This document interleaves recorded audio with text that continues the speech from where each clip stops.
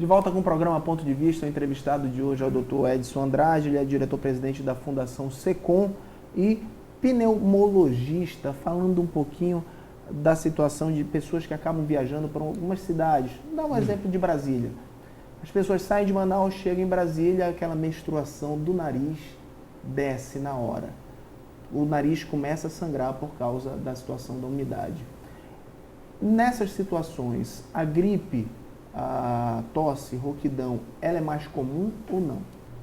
O importante, quando a gente analisa a questão climática, e principalmente em relação à nossa região, é compreender aqui no Amazonas, na região amazônica, apesar de nós não termos as 4 estações, nós temos calor e chuva. Menos calor. Calor e menos calor, quer dizer, mais chuva ou menos chuva. Quer dizer, quando eu tenho mais chuva, as pessoas ficam mais próximas. Então, há um processo de transmissão mais favorecida. Mas, quando eu também tenho essa situação, eu tenho a oportunidade de juntar 2 coisas que são favorecedoras para o desenvolvimento de fungo, que é a umidade. Então, calor e umidade é sinônimo de desenvolvimento de fungo. Então, o fungo que eu falo são o mofo que está aí, eu deixo um pedaço de pão em cima da mesa, ele úmido, no dia seguinte ele está cheio de bolor.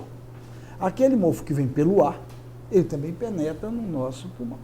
Bom, na maioria das vezes, isso ocasiona manifestações alérgicas.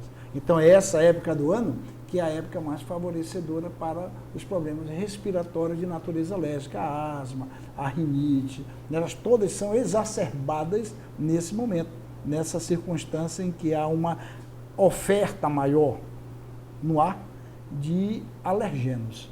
E os mais importantes são os bolores que estão por aí. Então, são circunstâncias que são dependentes do clima, da época do período. Agora, começar o verão, esse tema fica um pouco mais tranquilo. Mas quando começa a chover, aí o pessoal que tem uma predisposição interna a essas situações tende a ter uma exacerbação de seus sintomas e de suas manifestações clínicas. Você deu o exemplo ainda agora do copo de água que as pessoas acabam deixando ao lado da cama para tomar durante a noite. E muitas pessoas, principalmente os antigos, colocavam um baldezinho de água nessa situação quando se ligava o ar-condicionado. Isso facilita mesmo? Bom, isso aumenta. Isso aí aumenta um pouco a umidade. O ideal hoje em dia é você ter um umidificador. Primeiro, não colocar o ar-condicionado direcionado para o rosto, porque isso, o fluxo de ar, pode, num determinado momento, causar um certo conforto, porque baixa a temperatura, mas isso rapidamente vai fazer com que haja um ressecamento. Isso é muito comum nos carros, né? Não, nos carros sempre. E o carro é uma desgraça, né? Porque eu desafio quem mandou limpar o filtro do ar-condicionado. Olha, eu mandei sem querer, eu cheguei, pedi para lavar o meu carro e o rapaz virou e disse: "O senhor quer que eu limpe o filtro?" Foi o rapaz, não fui eu que quis, não. Quando eu vi a sujeira que estava, eu peguei um susto. Não é verdade? Ninguém faz. Quer dizer, assim, e quanto tempo nós passamos dentro do carro? É verdade. E o ar-condicionado do carro, ele está, na imensa maioria das vezes, direcionado para o nosso rosto.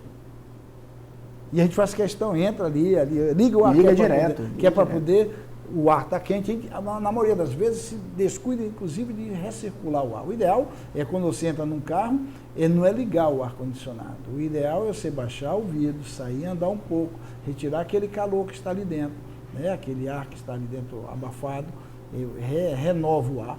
Por que é que nós fazemos na imensa maioria das vezes? Nós ligamos o ar-condicionado e apertamos no botão que faz com que o ar não renove externamente. Porque se eu colocar dentro da cidade o ar para renovar externamente, eu encosto atrás de um caminhão desse com os bicos injetores dele com defeito e ele joga todo aquele material para dentro do carro, que é uma desgraça.